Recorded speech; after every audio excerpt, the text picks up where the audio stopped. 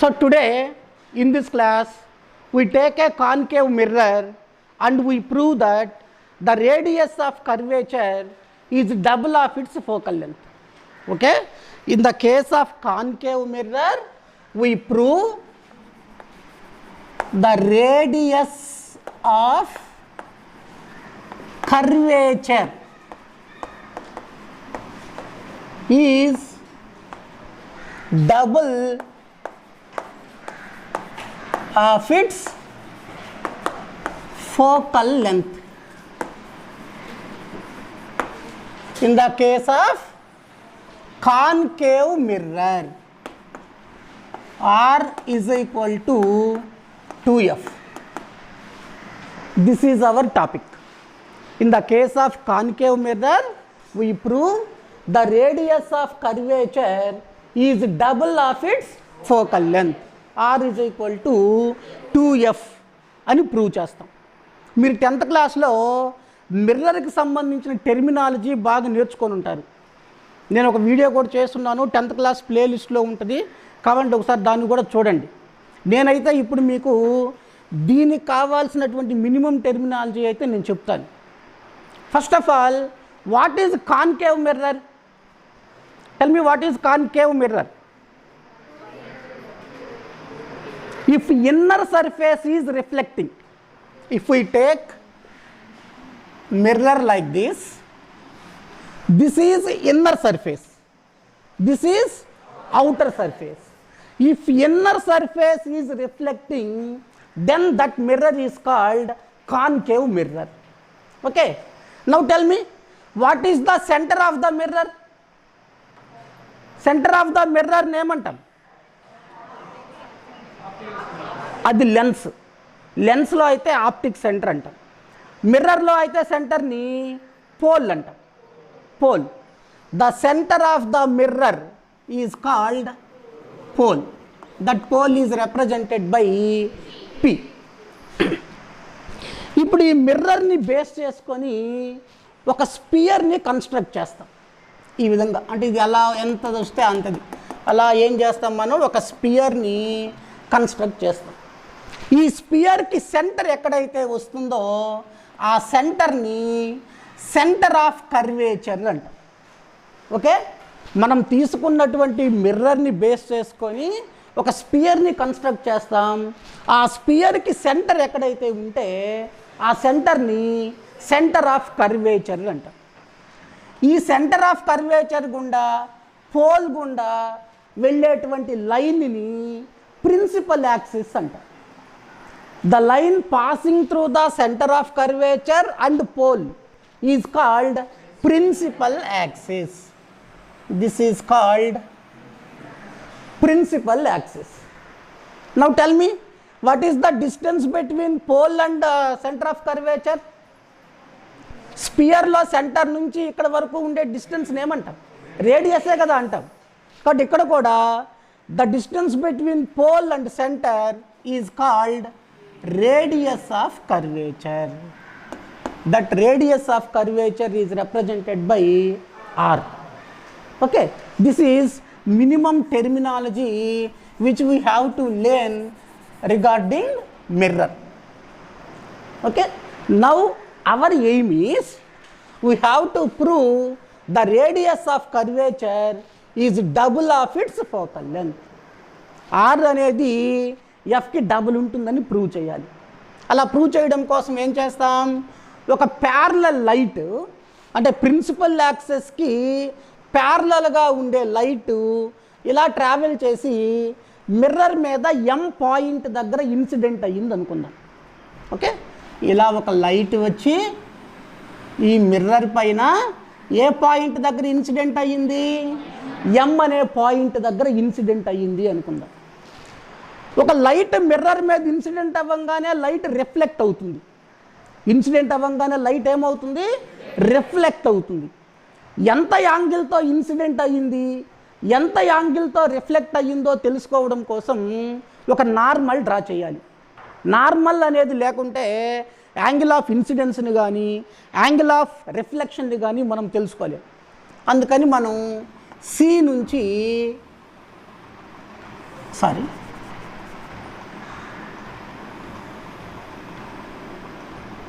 ఇలా సి నుంచి డ్రా చేసేటువంటి లైన్ని normal drawn to the mirror అంటారు. కాబట్టి ఎం అనేటువంటి పాయింట్ దగ్గర ఈ లైన్ను నార్మల్ అవుతుంది. సో ఇప్పుడు ఈ లైట్ వెళ్ళి ఎం మీద ఇలా ఇన్సిడెంట్ అయ్యింది. ఎంత యాంగిల్తో ఇన్సిడెంట్ అయ్యింది అంటే తీటా యాంగిల్తో ఇన్సిడెంట్ అయ్యిందని తీసుకుంటాం. తీటా యాంగిల్తో ఇన్సిడెంట్ అయ్యింది. మిర్రర్లో ఒక ఇంపార్టెంట్ లా ఏంటంటే the angle of incidence is equal to angle of reflection. ఎంత యాంగిల్తో ఇన్సిడెంట్ అవుతుందో అంతే యాంగిల్తో రిఫ్లెక్ట్ అవుతుంది. అయితే ఇంపార్టెంట్ పాయింట్, రిఫ్లెక్ట్ అయినటువంటి లైట్, మిర్రర్ నుంచి రిఫ్లెక్ట్ అయినటువంటి లైటు ఫోకస్ గుండా ట్రావెల్ చేస్తుంది. ఫోకస్ గుండా ట్రావెల్ చేస్తుంది. సపోజ్ ఇక్కడ ఎక్కడో ఫోకస్ ఉంది అనుకుందాం. దీన్ని నేను ఫోకస్ అంటాను, ఎఫ్. ఈ రిఫ్లెక్ట్ అయినటువంటి లైటు మస్ట్ అండ్ షుడ్గా దేని గుండా ట్రావెల్ చేస్తుంది? ఫోకస్ గుండానే ట్రావెల్ చేస్తుంది. ఇక్కడ యాంగిల్ తీటా తీసుకున్నాం కాబట్టి ఇక్కడ కూడా యాంగిల్ ఎంత ఉంటుంది? తీటా. ఎందుకంటే యాంగిల్ ఆఫ్ ఇన్సిడెన్స్ అనేది యాంగిల్ ఆఫ్ రిఫ్లెక్షన్కి ఈక్వల్గా ఉంటుంది. కాబట్టి ఈ పాయింట్ని ఏమంటున్నాం మనం? ఫోకస్. ఫోకస్ పోల్ నుంచి ఫోకస్ వరకు ఉండే డిస్టెన్స్ని ఫోకల్ లెంత్ అంటాం. Important point. The distance between pole and focus is called focal length. ఇక్కడ రాస్తాను, ఫోకల్ లెంత్. ఏంటి definition? The distance between pole and focus is called focal length. Focal లెంత్ని small ఎఫ్తో రిప్రజెంట్ చేస్తాం. So the distance between pole and focus is called focal length. So ఒక parallel light mirror మీద ఎం point దగ్గర incident అయ్యింది. Angle of incidence ఎంత? Theta. ఆ light mirror మీద పడంగానే రిఫ్లెక్ట్ అవుతుంది. రిఫ్లెక్ట్ అయిన లైట్ మస్ట్ అండ్ షుడ్గా ఫోకస్ గుండానే వెళ్ళాలి. కాబట్టి ఎంత యాంగిల్తో ఇన్సిడెంట్ అయ్యిందో అంతే యాంగిల్తో రిఫ్లెక్ట్ అవుతుంది. కాబట్టి ఆ యాంగిల్ని కూడా నేనేం తీసుకున్నాను? తీటా తీసుకున్నాను. For hour convenience we draw a normal from the point M to the principal axis. Let that intersecting point is capital D. ఆ ఇంటర్సెక్ట్ అయిన పాయింట్ని ఏమనుకుంటున్నాం? క్యాపిటల్ డి అనుకుంటున్నాం. మన కన్వీనియన్స్ కోసం అలా ఒక నార్మల్ డ్రా చేస్తున్నాం. ఇక్కడ ఒకసారి జాగ్రత్తగా అబ్జర్వ్ చేయండి. చూడండి, ఇది ఎమ్, ఇది సి, ఇది ఎఫ్, ఇది డి. ఈ డయాగ్రామ్లో యాంగిల్ ఎంసిఎఫ్, ఎం లేదా ఈ పాయింట్ని నేను సపోజ్ ఏ అనే పాయింట్గా తీసుకుంటాను. AMC and MCF both are pair of alternate triangles. ఏంటేంటి ఇక్కడ రాస్తాను చూడండి. Angle AMC, AMC. ఇంకొకటి ఏంటి? Angle MCF, angle MCF. రెండింటిని పెయిర్ ఆఫ్ ఆల్టర్నేట్ ట్రయాంగిల్స్ అంట. Alternate angles, pair of alternate angles అంటాం. పెయిర్ ఆఫ్ ఆల్టర్నేట్ యాంగిల్స్ అంటే సపోజ్ రెండు ప్యారలల్ లైన్స్ ఇలా ఉన్నాయనుకోండి.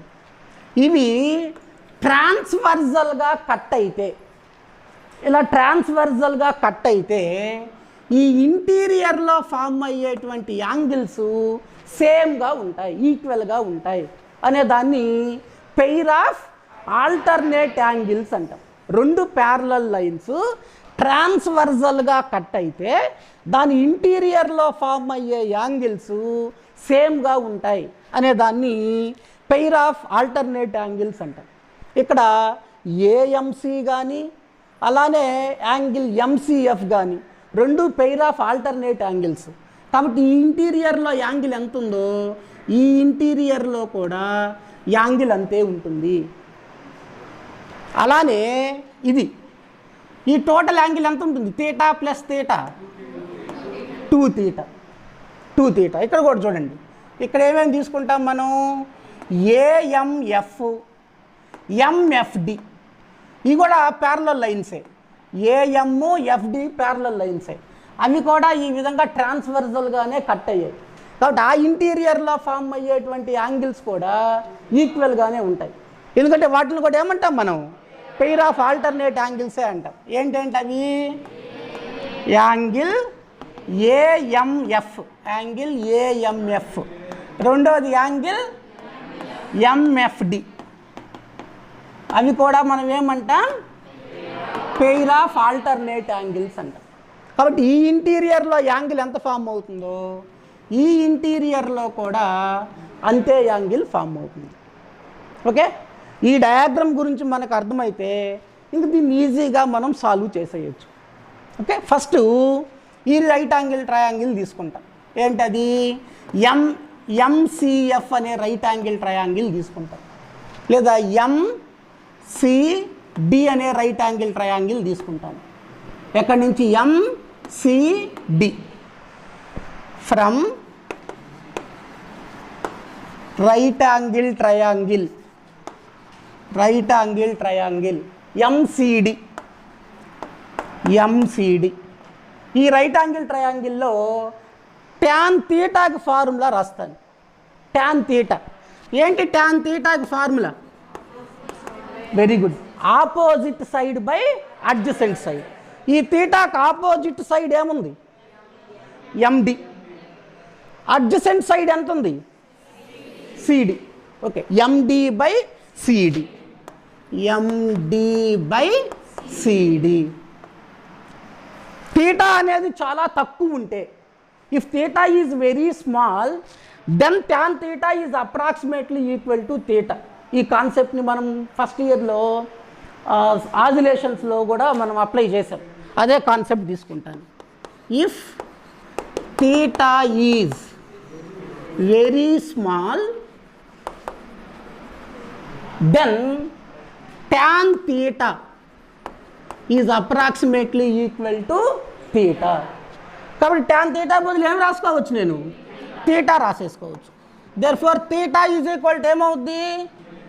ఎండి by CD. Let this is equation 1. Like that, same we take MFD right angle triangle, MFD, from right angle triangle MFD. MFD ఇప్పుడు angle ఎంత ఉంది? ఇక్కడ 2 theta ఉంది. కాబట్టి tan 2 తీటా తీసుకుందాం డైరెక్ట్గా. tan తీటా ఈజ్ ఈక్వల్ మళ్ళీ సేమ్, అంటే ఇక్కడ 2 తీటా ఉంది కాబట్టి 2 తీటా రాశాను. tan theta formula opposite side by adjacent side. Opposite side ఎంత? ఎండి. అడ్జసెంట్ సైడ్ ఎంత? ఎఫ్డి. ఇక్కడ కూడా same concept. If theta is very small then tan theta is equal to theta. ఇక్కడ 2 తీటా ఉంది కాబట్టి అది తీసుకుంటాం. If 2 theta is very small then tan 2 theta is approximately equal to 2 theta. But ఏం చేస్తాం? ఇక్కడ 2 తీటా తీసుకుంటాం. 2 theta is equal to MD by FD. దీన్ని ఈక్వేషన్ 2 అంటాం. ఇప్పుడు ఏంటి? 1ని తీసుకొచ్చి 2లో సబ్స్టిట్యూట్ చేస్తే ఆన్సర్ వచ్చేస్తుంది.